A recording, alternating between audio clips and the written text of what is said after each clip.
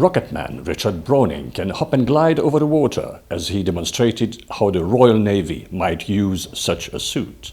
The inventor, a test pilot and former Royal Marines Reservist, headed into the Solent with the fast patrol boat HMS Dasher and a couple of boats to test his jet-powered bodysuit over the water for the first time.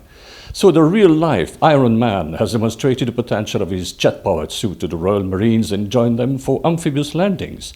But the flyer and his Gravity Industries team wanted to see how the suit might work over the ocean using the patrol boat as his test bed.